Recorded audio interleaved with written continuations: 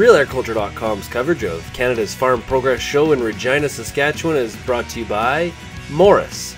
We hear you.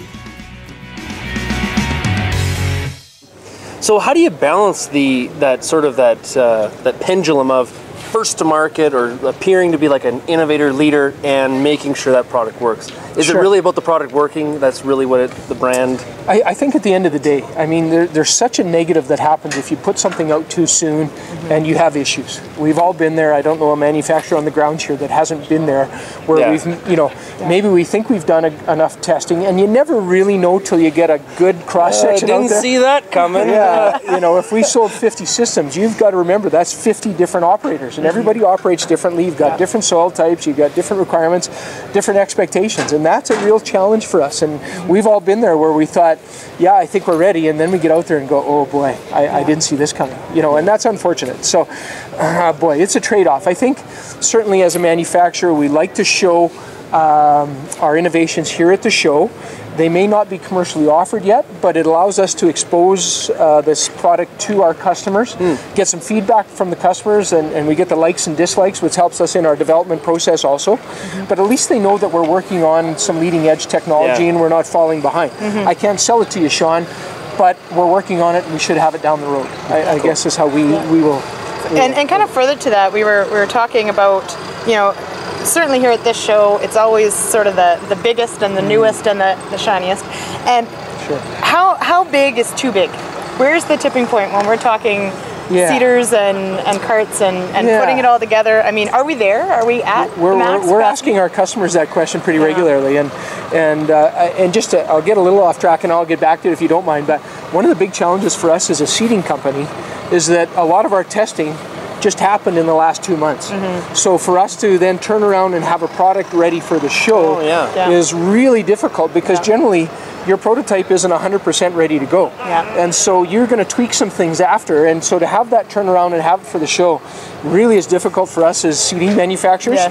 So get on it. Absolutely. And our dealers want it, our customers want it, our field staff wants it, but boy, we just finished seeding last week, so now we need to have it at Regina. So Regina is a great show, traditionally a great place to introduce new product, but as seeding companies, that challenges. So sorry, back to your question about big enough. We have a customer group, a dealer, a grower council group that we bring in twice a year. And that was one of our questions in March when we had them in was, what's the right size? And, again, that's all over the map. We've got some ideas around improving efficiency probably on the air cart more so than growing in size. And I don't think I'll expand on that. But, having run some big units myself this spring, you've got compaction to be concerned about, and you can always put more tire or rubber on the ground. Unfortunately, the tire and rubber has got to be an extremely expensive option on any product, whether it's a tractor or an air seeder. I mean, guys are trading tractors because they don't want to put new tires on, because it's so expensive. So that's a consideration. The horsepower required to pull a large unit, you think that, that your drill is what takes the horsepower, but I always go back to my old days and say, you drive your tandem truck through the field empty, then fill it up on the other side and drive it back. What's the horsepower difference? It's huge, and that's the same thing with an air cart. So it takes horsepower. Even even just as simple as the handling. The bigger you go, the longer it is, the more headlands you need, the longer the turn is to get back and again, in our country south of town here, on a dry year, that's a non-issue, so you go 4 or 5 headlands instead of 3. But if you're around bush or you're around water holes, and the whole handling thing adds another dynamic that the longer you go on an air cart to get your capacity, because you can't go wider because you have to transport it down the road, the more difficult it is to handle it in the field. So we have to consider that, I think, too. Absolutely.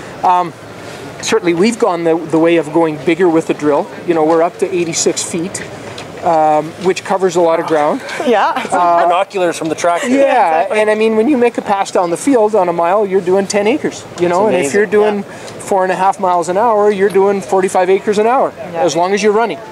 Okay? That's where guys say, well, if I don't have to fill as often, I'm going to get more acres. There's no doubt about that. But then you run into what we talked about before on the handling side. So if we can be more efficient with the cart, then we're in the field, going down the field and getting that 45 acres an hour. You know, seems like we've got lots of horsepower from a tractor perspective. The independent opener drills require less horsepower per foot than our conventional drills, so we can go to these wider footage. And you have a limitation there also, because you still have to transport it. You've got width and height restrictions that will limit your width. But, you know, if you get up to a 100-foot drill, you're covering a lot of ground. No kidding. So you mentioned 86-foot drill. What are some of the other things that Morris is working on right now? Yeah, you know, without spilling the beans, we're always, you know, there's always new stuff coming down the line. We have a real good R&D department. I think we've got some good young guys that have some real strength there. So we're always working on new things. We have been prototyping a disc drill this is the second year now.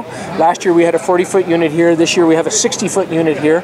And there's certainly a certain percentage of the marketplace in Canada, especially in the US, especially in some of our overseas markets, that want to have a disc drill. There's some out there. We think we've got some good innovations. We will have a limited production run for next year of our disc drill. We're happy with the results we've had this spring.